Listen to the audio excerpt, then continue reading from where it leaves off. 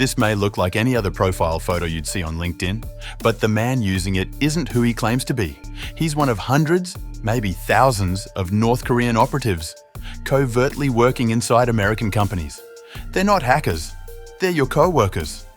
And they're earning millions for the Kim regime without ever stepping foot in the US. This is how North Korea infiltrated the American tech industry, using AI, stolen identities, and help from inside the US.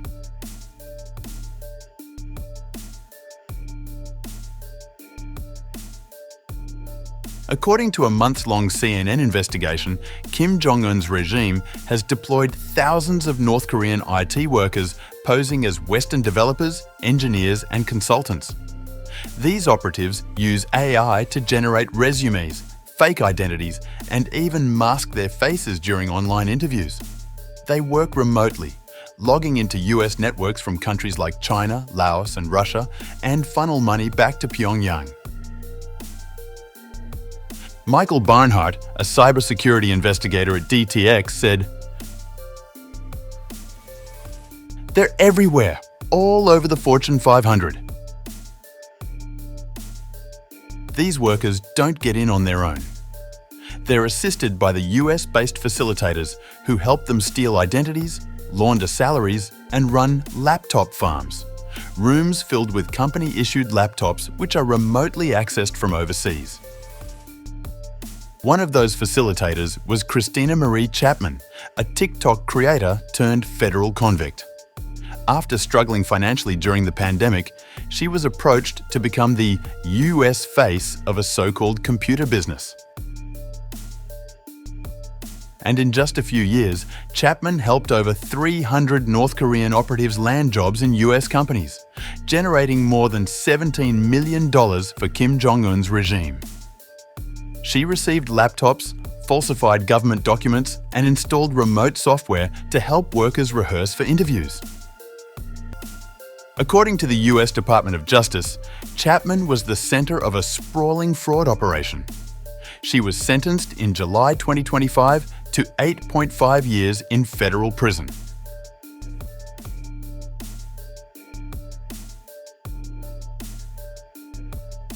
Exclusive data obtained by CNN showed North Korean IT workers using ChatGPT, Google Translate, and AI face-swapping software to craft convincing Western personas.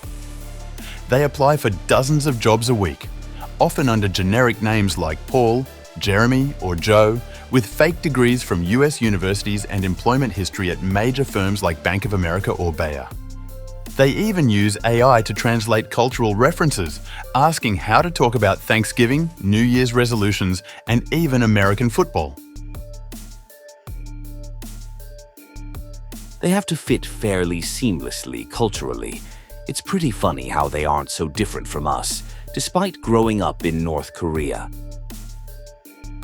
Once hired, these operatives access sensitive networks inside US companies. Moreover, they're also positioned to deploy malware, spyware, or ransomware when instructed. In 2025 alone, US authorities conducted raids at 29 suspected laptop farms across 16 states, seizing 200 laptops. Brett Leatherman, Assistant Director of FBI's Cyber Division, said, "North Korean IT workers defraud American companies and steal the identities of private citizens, all in support of the North Korean regime. That is why the FBI and our partners continue to work together to disrupt infrastructure, seize revenue, indict overseas IT workers, and arrest their enablers in the United States. Let the actions announced today serve as a warning. If you host laptop farms for the benefit of North Korean actors, law enforcement will be waiting for you." But the scale of the operation is daunting. For every one shut down, another pops up. For everyone that we do catch, and for every laptop farm that the FBI raids, it is an element of whack-a-mole. In a press briefing after Chapman's sentencing, US Attorney for the District of Columbia, Jeanine Ferris-Pirro, sent a direct message to corporate America, saying, "This is a code red.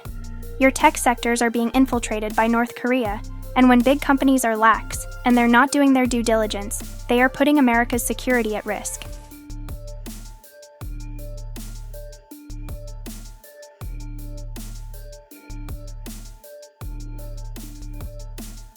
Unlike other DPRK cybercrimes, like crypto theft or ransomware, this isn't about sabotage. These operatives are paid employees, embedded in the system. The North Korean IT workers enjoy a degree of freedom and privilege compared to their compatriots back home. But experts say it's hard to discern if their families are being used as leverage. Photos from DOJ files show CCTV monitored offices with workers at cluttered desks and laundry drying in the room. Brian Jack of No Before said, "There are North Korean victims in this too. People don't get to choose where they're born, so they just got to make the best of what they're doing."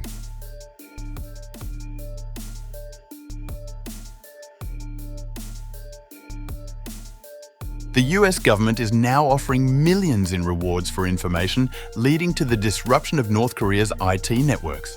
Besides, companies are being urged to vet remote workers more carefully.